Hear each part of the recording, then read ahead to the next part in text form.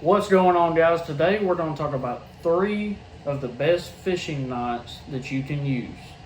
Now, if you're asking yourself what knot should I use in what situation, you need to know that there's a lot of situations that you have to use certain knots for certain baits and certain techniques. And today I'm going to talk about a fluorocarbon knot. I'm going to talk about a strictly braid knot, and then I'm going to talk about a flipping knot. And each one has a purpose and a certain way that you tie these knots, and there's a reason behind why you should use one knot versus the other knot. So today I'm going to help you guys tie a better knot and catch more fish.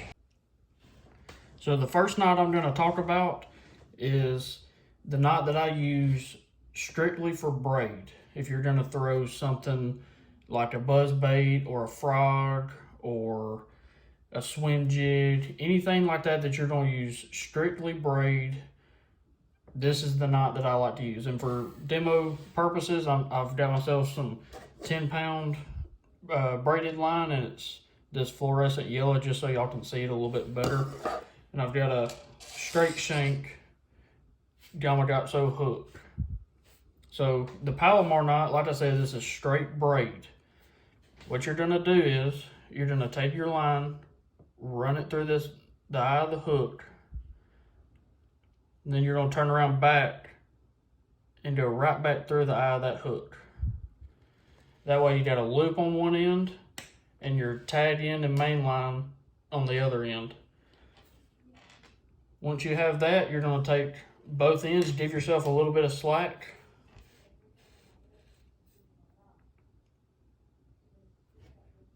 and then all you're going to do is tie an overhand.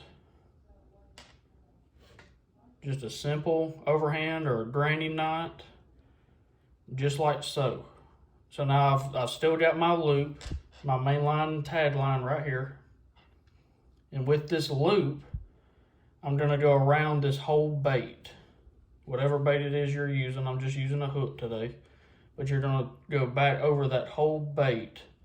And I like to run my finger inside that overhand knot you just tied, and I'll pull it up on top of that main line. So now you're left with something like this. Then you're going to wet it, and you're going to cinch it down.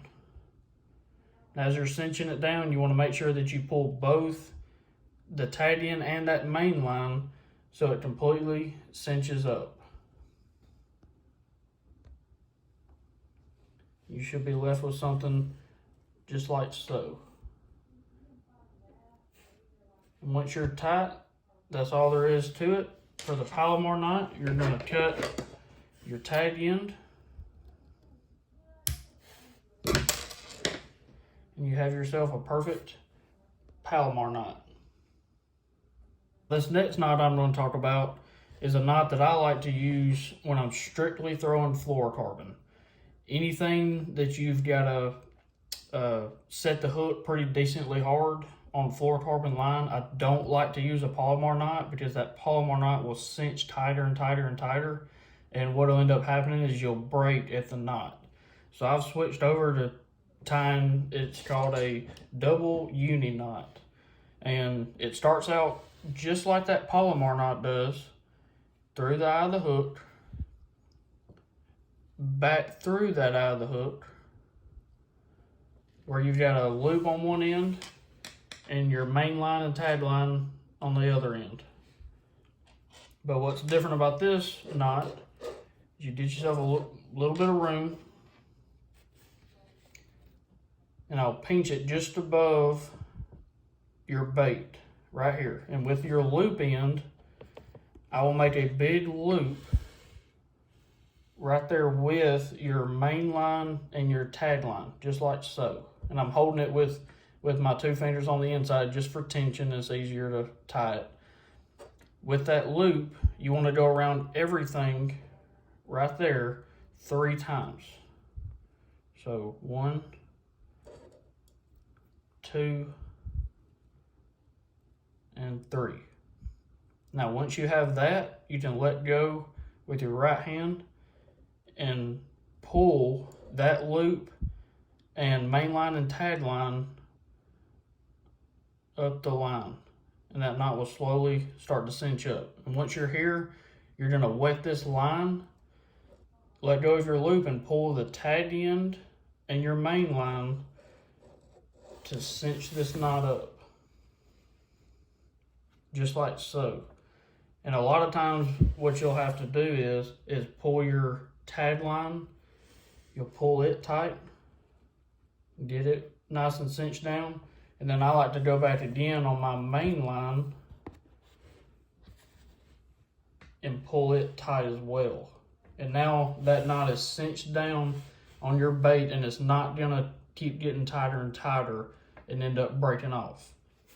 So now you should have 3 tag ends to cut. You've got your loop and your other loose tag end. All you're gonna do is cut them close. And you've got yourself a double uni knot. So for this last knot I'm going to show you is what I like to use for flipping applications. And this is not flipping a jig, it's strictly for when you've got a straight shank hook and you're flipping. And this knot will actually help you get better hookups than standard knots. If you liked the Palomar knot, you can stick to that Palomar knot, but this is definitely a knot that you need to give a try. I'm also going to put a weight on this line just so I can demonstrate what I'm talking about with better hook sets at the end. So, what you're going to do is you're going to take your hook, and on the side of where that point is, that's where you're going to go in with your line.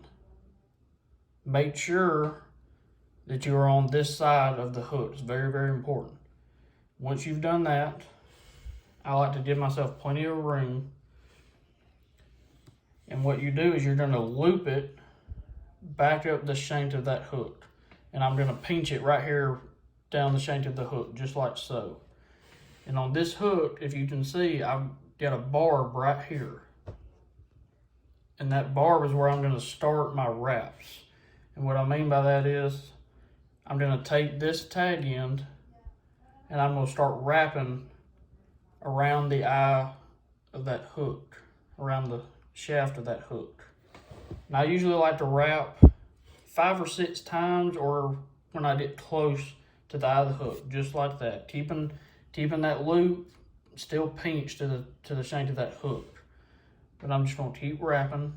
4, 5, and I'll go 6. So 6 times. So now you can see I've got my main line going through the eye of that hook on the point side. I've made my loop and I'm pinching it right here on the shaft of the hook. And then I wrapped from this barb up to the eye of the hook. And then with this loose tag end, you're going to run it through that loop that you're holding. Just like so. So once I've ran that through, I like to hold that loose tag end just for tension. You're going to wet it, and you're going to start pulling that main line. And make sure it's up over your bar, and you're going to pull that main line, and now you've cinched that knot. Then what I like to do is with this loose tag end that you've got, I will make a simple overhand knot.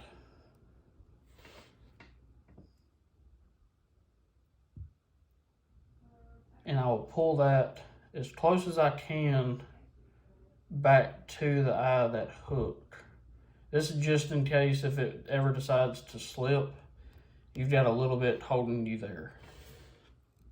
Pull it a little bit tight, and you can cut. You just got one tag in. I'm going to cut it off.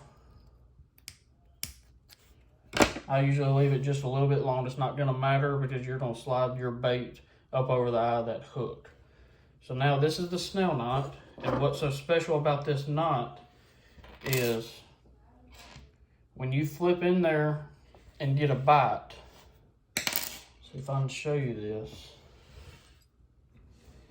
When you flip in there and get a bite and you set the hook, it puts pressure on that eye of the hook.